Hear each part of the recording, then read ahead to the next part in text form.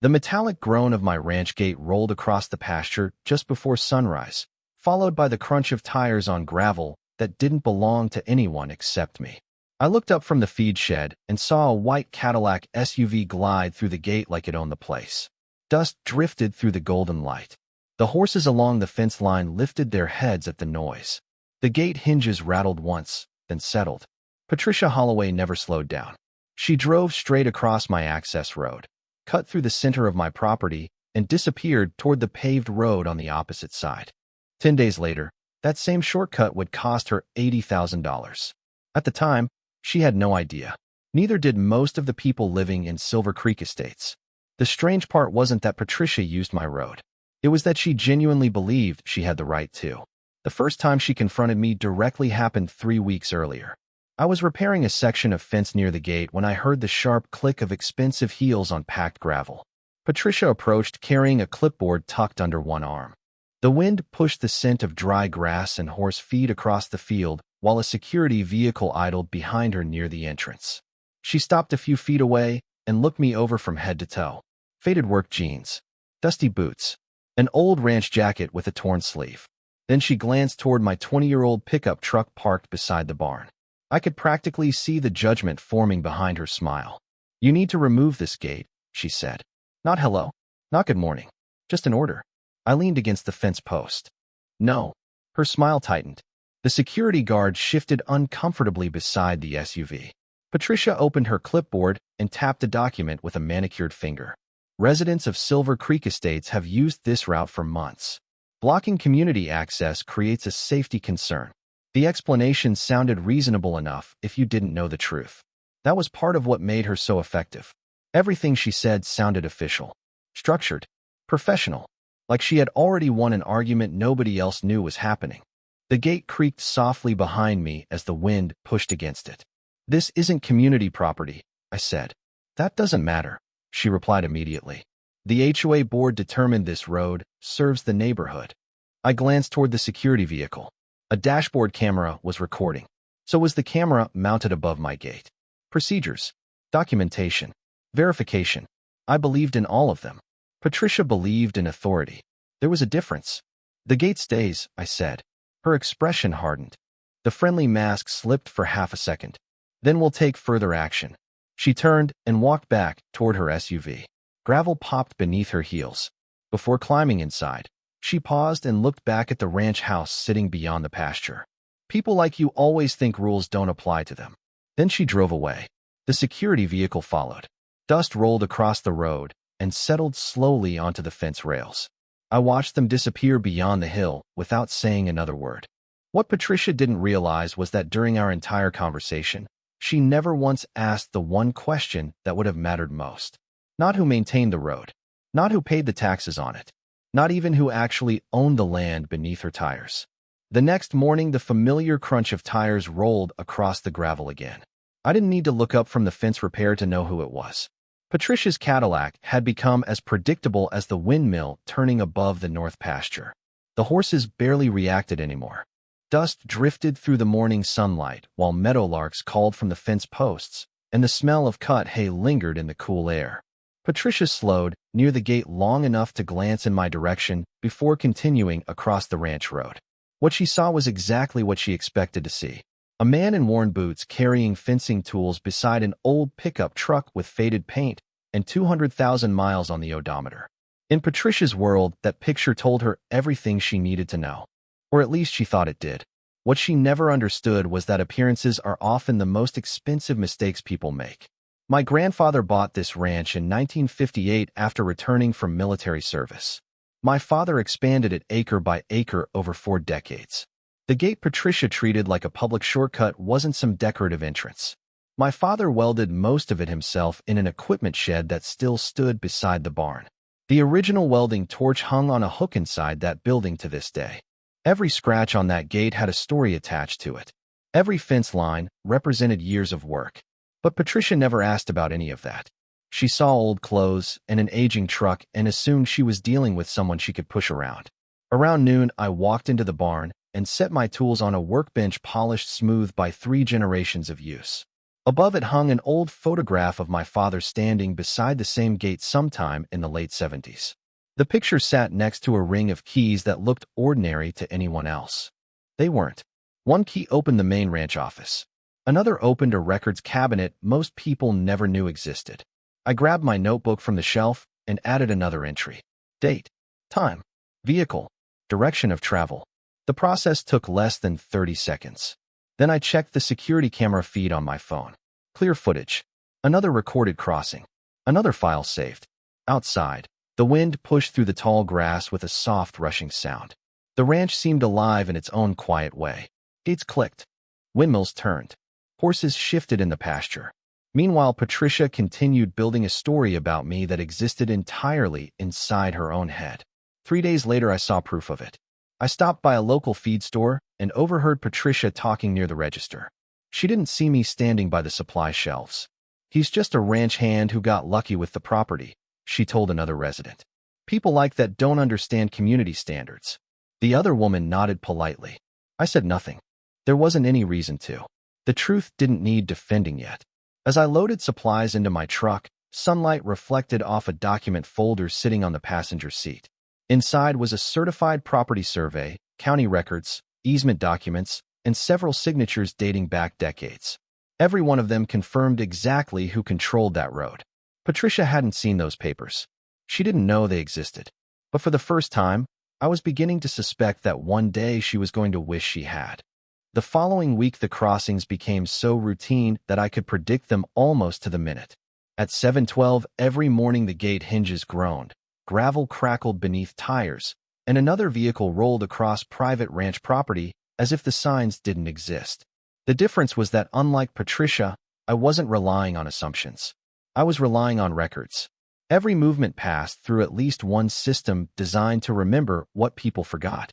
The camera above the gate recorded 24 hours a day. The access controller stored timestamps. My phone automatically backed up footage every evening. The gate itself had become a witness. One Thursday afternoon, I was replacing a section of fencing when a black HOA security SUV stopped near the entrance. The engine idled softly. Dust swirled around the tires. The driver stepped out holding a clipboard. I recognized him immediately. Nathan Reeves, retired deputy. Decent guy. Patricia used him whenever she wanted something to look official. He approached with the careful expression of someone carrying a message that wasn't really his. "Mr. Whitaker," he said, "the board would like access left open during daylight hours." I set my wrench down on the fence rail. Wind pushed through the grass behind us. Somewhere in the pasture, a gate chain clinked against a metal post. "Why?" I asked. Nathan glanced at his paperwork. Silence settled between us. "Residents have been using the route." I nodded. "Authorized." Another pause. Longer this time. Nathan looked down at the clipboard. "I'm not sure." I said nothing. Silence has a way of making people hear their own answers. He shifted his weight and looked toward the camera mounted above the gate. "You record everything?" "Yes." Another pause. Nathan's eyes moved back to the clipboard. The confidence he'd arrived with seemed smaller now. "Do you keep logs?" he asked. "Yes." The windmill turned slowly behind the barn. The rhythmic squeak carried across the property. Nathan glanced at the camera again, then at the access keypad mounted beside the entrance, then back at me. The physical distance between us had changed without either of us noticing. When the conversation started, he stood over me while I worked. Now he was standing several feet farther back, while I remained exactly where I had been. "Has anyone been given authorization?" he finally asked. "Who told you they had?" I asked. Silence. Nathan lowered the clipboard. For the first time, he looked uncertain. "Camera must always see. My father used to say machines don't take sides. Cameras don't care about status. Logs don't care about titles. Records don't care who sits on the HOA board. They simply remember." Nathan eventually thanked me and returned to his vehicle. Before leaving, he glanced once more at the gate system. This time, he wasn't looking at it like an obstacle. He was looking at it like evidence. That evening, I reviewed another day's footage. Patricia's Cadillac appeared twice. 3 residents followed behind her. None entered an access code. None had contractor authorization. None appeared on any approved visitor list. I added the entries to my notebook and moved on. An hour later, my phone chimed with a notification. A new HOA email had just been sent to all residents. Attached was a complaint about my gate restricting community access. The interesting part wasn't the complaint. It was the distribution list. For the first time, someone had replied asking a simple question. If the road belongs to the HOA, why doesn't it appear anywhere in the community property records? At first it looked like nothing more than a disagreement over a road.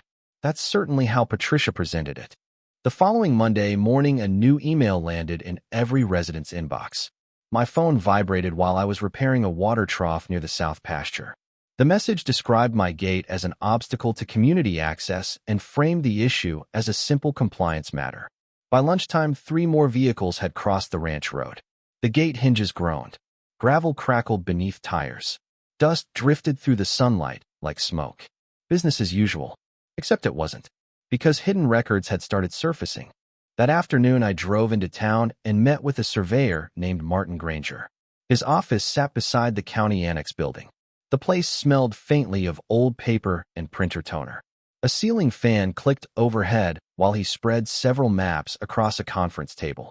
Martin had surveyed land throughout the county for nearly 30 years. He studied one of the documents, adjusted his glasses, and looked back at me. "This boundary hasn't changed in decades," he said. His finger traced the ranch road. "Neither has ownership." He slid a certified survey across the table. One more piece of paper. One more layer of the story. The paperwork didn't match what the HOA had been telling residents. When I left the office, my phone buzzed again. Another HOA email thread. More debate. More assumptions. But now residents were asking questions. By Wednesday, the issue had expanded beyond Patricia. Board members had become involved. Screenshots circulated. Property maps appeared. Residents started comparing documents. The conversation no longer belonged to one person. It belonged to the community. Then someone unexpected stepped forward. Her name was Linda Mercer, former HOA board member. She had resigned 2 years earlier and rarely attended meetings anymore. That evening, she called me while I was checking fence lines near the western boundary. Wind rushed through the cottonwoods. A gate chain rattled softly against a post. "I saw the emails," she said. "Something isn't right." I listened. Linda explained that years earlier the board had discussed purchasing access rights across the ranch. The proposal failed. No agreement was ever completed. No easement was recorded. No transfer occurred. Yet somehow the current board was speaking as if ownership already existed. The silence after she finished felt heavier than the conversation itself. Another person. Another record. Another version of events that didn't match Patricia's narrative. The next morning, I stopped by the county clerk's office. The lobby doors opened with a hydraulic hiss. Footsteps echoed across tile floors. Behind a counter stacked with folders, a clerk retrieved archived property records. One document became 3. 3 became 6. Each confirmed the same thing. The official record never changed. The road remained exactly where it had always been legally. Later that afternoon, Nathan Reeves called me from the security office. His voice sounded different now. Less certain. Less defensive. "I've been reviewing access reports," he said. "Some things don't line up." Outside my barn, the windmill turned steadily against a bright blue sky. My cameras continued recording. The gate continued logging entries. The systems kept collecting facts while opinions collided around them. By the end of the week, vehicles were still crossing the ranch road. Emails were still flying across inboxes. And Patricia was still insisting everything belonged to the HOA. But hidden records had appeared. Then another person came forward. Then the paperwork stopped matching the story. And for the first time, even people with no stake in the dispute were beginning to realize this was much bigger than a gate. The breakthrough arrived on a Tuesday afternoon with the soft buzz of my phone and the distant sound of a truck crossing cattle guards near the north fence line. I was inside the ranch office reviewing camera footage when an email from Linda Mercer appeared. Attached was a scanned packet from an HOA archive she had kept after leaving the board. Nothing dramatic. No secret confession. No smoking gun. Just old meeting notes. The kind people ignore until they become important. Outside the window, wind pushed across the pasture in long waves. The gate camera feed played silently on a second monitor. Patricia's Cadillac appeared at 8:03 a.m., just as it had almost every day. Another entry. Another timestamp. Another reminder that the story everyone believed was built on an assumption nobody had questioned. I opened the archive. The first pages showed routine HOA business. Landscaping budgets. Pool maintenance. Vendor contracts. Then I reached a meeting summary dated 7 years earlier. A single paragraph caught my attention. The HOA board had discussed acquiring permanent access across my family's ranch road. Discussed. Not approved. Not completed. Not recorded. The proposal failed. I leaned back in my chair while the old ceiling fan clicked overhead. For a long moment, I simply stared at the page. Because if that meeting record was accurate, then the road had never belonged to the HOA. Not legally. Not operationally. Not even partially. Yet for years residents had been told the opposite. The mistake Patricia was fighting over wasn't the real problem. The real problem was that an entire system had been built on something that never happened. Later that day, Nathan Reeves stopped by. Gravel crunched beneath his tires as he pulled beside the gate. He carried a tablet instead of a clipboard this time. Another small change. Another shift in power. We stood near the entrance while traffic moved through the development in the distance. The wind rattled the chain on the gate post. Nathan opened a security management screen and showed me something interesting. Every access complaint filed by the HOA referenced the ranch road as community infrastructure. Every maintenance request.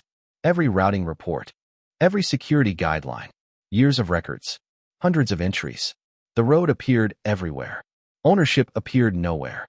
The same system Patricia relied on to enforce authority had quietly documented the weakness in her authority for years. Echo effect. The tools that once strengthened the board were beginning to expose it. That evening I spread documents across the large oak table in the ranch office. Survey maps, county records, meeting minutes, security reports.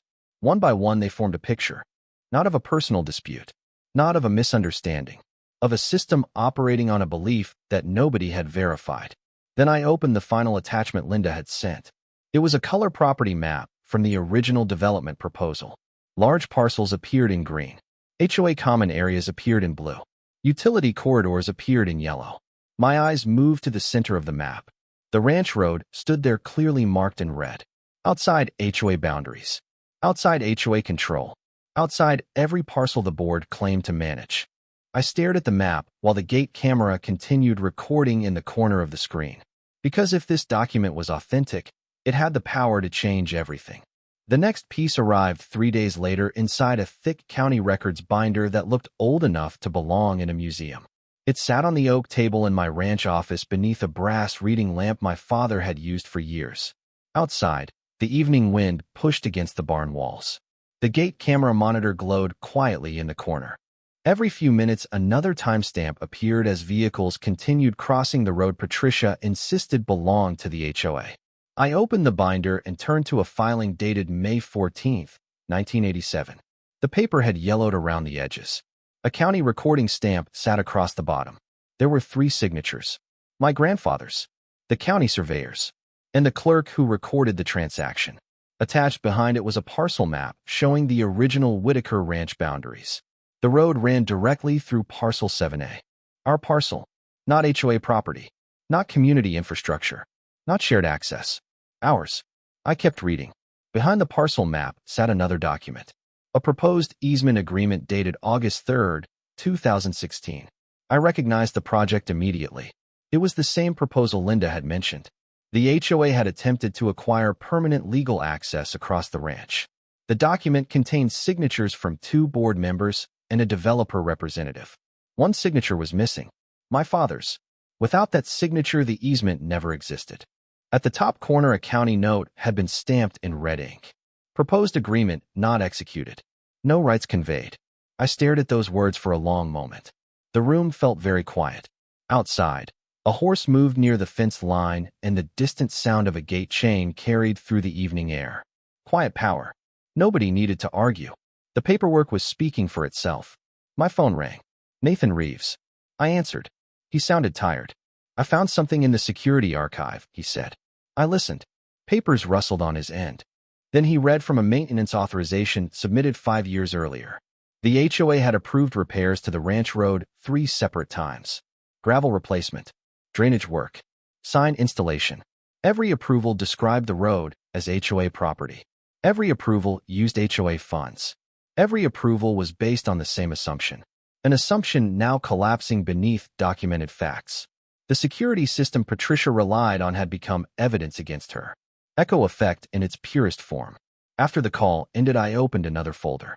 This one contained insurance records. The annual policy covering the road listed a single insured owner, Whitaker Family Trust, effective continuously since 1998. Not Silver Creek Estates, not the HOA, not the board. The trust established by my parents decades earlier had been carrying liability coverage on the road the entire time. Another fact, another layer, another problem for Patricia. The following morning, Martin Granger arrived at the ranch carrying a rolled survey tube. We spread the updated survey across the hood of my truck. Sunlight reflected off the paper. Colored boundary lines stretched across the map. Martin pointed directly at the road. "There's no legal overlap," he said. "None." The visual was impossible to misunderstand. The road sat completely outside HOA jurisdiction, completely outside HOA ownership, completely outside HOA control. For the first time since this started, the legal position wasn't unclear anymore. The deed favored us. The survey favored us. The trust documents favored us. The insurance records favored us. The county filings favored us. And somewhere inside Silver Creek Estates, Patricia Holloway was still trying to convince residents she controlled a road the records proved she never owned. The emergency board meeting was scheduled for the following Thursday night, and for the first time since this started, the problem was no longer my gate. It was the money. The community clubhouse filled faster than anyone expected. Folding chairs scraped across the floor. The air conditioning hummed overhead. Residents clustered into small groups, while whispered conversations bounced around the room. Every few seconds, another phone lit up as people reviewed emails, maps, and county filings that had begun circulating throughout the neighborhood. When I walked in, nobody paid much attention. That was fine with me. I took a seat near the back wall beneath a framed community development map and quietly watched. Patricia sat at the front table with the rest of the board. Normally, she occupied the center seat, like a queen holding court. Tonight was different. Two board members had moved their chairs slightly farther away. It was subtle, but everyone noticed. Visual power shift. The projector fan whirred as the screen illuminated. A legal letter appeared first. The HOA attorney had requested an immediate board review regarding access rights, ownership exposure, and potential liability. The room became noticeably quieter. Pages turned. Someone coughed. A resident near the front adjusted his glasses and leaned closer to read. Liability. That word changed everything. People who had ignored property records suddenly cared. A retired accountant asked about legal costs. Another resident asked whether HOA insurance would cover claims if the board had been operating outside its authority. A third wanted to know what would happen to property values if access routes shown on HOA materials turned out to be inaccurate. The questions came faster after that. Not angry, concerned, financial, the kind of questions that make board members nervous. Patricia attempted to regain control. She stood and pointed towards several HOA documents displayed on the screen. "The community has used that road for years," she said. "Operationally, it functions as HOA infrastructure." The words landed differently now, because everyone had seen the surveys. Everyone had seen the county filings. Functioning as something and legally being something were no longer the same thing. Then another document appeared on the screen.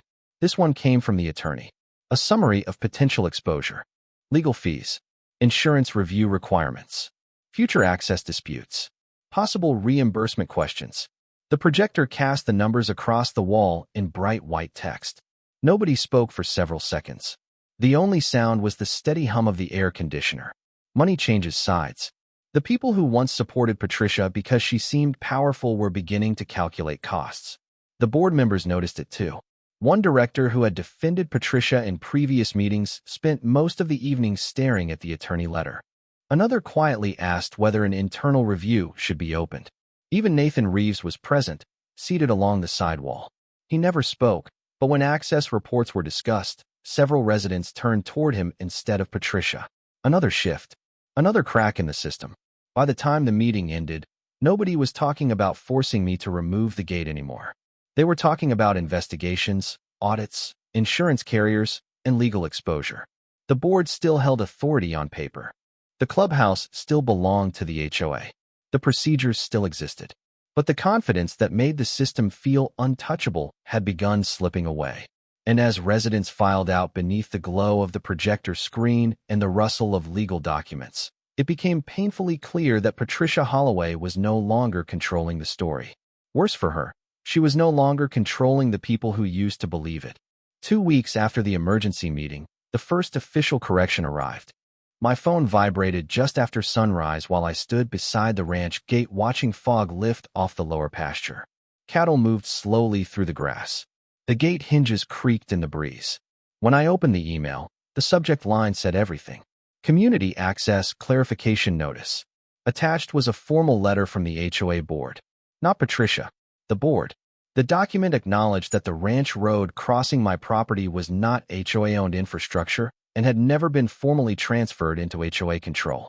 The language was careful, professional, deliberate, but the meaning was unmistakable. The system had begun correcting itself. By noon, the same notice appeared in every homeowner's inbox. Printed copies sat on tables inside the clubhouse. Residents who had spent months assuming the road belonged to the HOA were suddenly reading a very different version of reality. The correction letter was only the beginning. 3 days later, another board meeting filled the clubhouse. Chairs scraped across the floor. The projector fan hummed overhead. Pages rustled as packets were distributed row by row. This time, Patricia wasn't seated at the center of the front table. An independent attorney hired by the board occupied that position instead. Another visible shift. Another change nobody could ignore. The attorney presented a list of recommendations. First came revised access policies.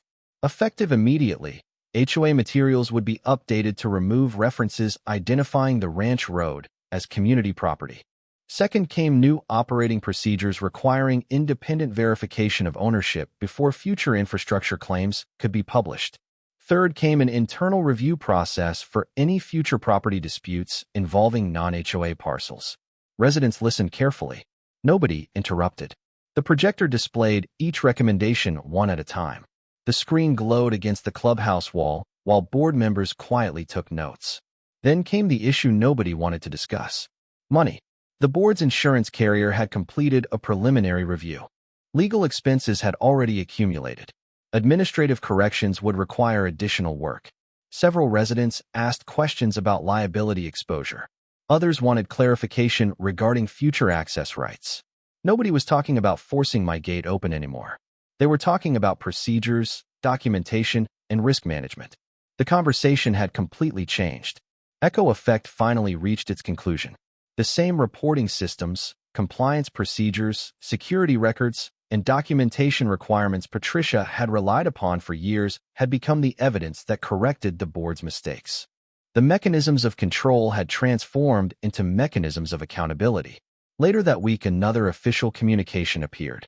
This one announced a temporary suspension of board authority regarding property access disputes until the internal review was completed. Future decisions would require legal verification before implementation. For the first time since this began, no individual board member could simply declare ownership or authority without supporting documentation. The process itself had changed. Outside the ranch, physical signs of that change started appearing. HOA maps were updated. Website references disappeared. New notices clarified private property boundaries. Even the security contractor revised route guidance for residents. Everywhere you looked, the system was adjusting to reality. Patricia attended the final review meeting, but she spoke very little. There was nothing left to control. The records had spoken. The county filings had spoken. The surveys had spoken. The procedures now reflected the facts. And as official notices continued circulating through the community, it became clear that the story no longer belonged to Patricia Holloway. It belonged to the documents, the policies, and the system that had finally corrected itself. 3 months later, the ranch looked almost exactly the way it had before any of this started. That was probably my favorite part. The road was still there. The gate was still there. The horses still wandered across the same pastures my grandfather once walked. The windmill still turned above the north field with the same steady rhythm I had heard my entire life. Nothing dramatic. Nothing flashy. Just order restored. Early one morning, I stood beside the ranch gate with a cup of coffee in my hand as sunlight stretched across the grass. The hinges gave their familiar metallic creak when the gate opened. This time the sound meant exactly what it was supposed to mean. Authorized access. Nothing more. Nothing less. A contractor truck approached, entered a valid code, and the system logged the entry. The camera mounted above the post recorded the entire process. Timestamp. Vehicle. Authorization. The same system that had quietly documented every assumption now documented every fact. Beyond the gate, the road curved toward the highway exactly as it always had. The difference was that nobody argued about who owned it anymore. They simply knew. A new boundary sign stood near the entrance. Clean. Professional. Accurate. The wording matched the county records, the parcel maps, and the trust documents. The sign didn't celebrate anything. It didn't accuse anyone. It simply reflected reality. That seemed fitting. A few weeks earlier, the HOA completed its final review. Updated procedures became permanent policy. Property verification requirements were adopted before future claims could be made. Access disputes now required independent legal review. Insurance carriers signed off on the corrections. The board approved revised operational guidelines. Every change happened through documents, votes, filings, and procedures. The way systems are supposed to work. Patricia eventually stepped away from leadership responsibilities related to property matters. There was no dramatic confrontation, no public spectacle, just another official notice added to a growing stack of paperwork. One more adjustment inside a system correcting itself. The strange thing was that after all the meetings, reports, emails, surveys, and legal reviews, the most important documents never changed. The deed never changed. The trust never changed. The county filing never changed. Reality had been sitting inside a records office the entire time. It simply took patience for everyone else to catch up to it. Later that afternoon, I unlocked the ranch office and placed the final review packet inside the same cabinet where my father kept decades of property records. The binder slid into place beside old surveys, insurance policies, and maintenance logs. Just another file now. Outside the window, sunlight reflected off the gate camera housing. The monitor displayed a live view of the road. Quiet. Ordinary. Correct. I switched off the office light and stepped onto the porch. Wind moved through the cottonwoods. Somewhere near the pasture, a chain tapped gently against a gate post. The same sound I had heard at the beginning of this story. The same place. The same road. The same gate. Only now everything matched what the records had always said. Authority is not what someone claims. Authority is what deeds recognize, what contracts confirm, what filings record, what law supports. Patience beats arrogance. Documentation beats intimidation. Paperwork beats power plays. Ownership beats assumptions. I took one last look toward the gate as it opened smoothly for an authorized vehicle and then closed exactly as designed. The camera recorded. The system logged the entry. The ranch settled back into silence. What would you have done? Have you ever dealt with an HOA like this? Let me know in the comments. Then the gate latch clicked softly into place, and the sound carried across the pasture as the morning wind rolled through the grass.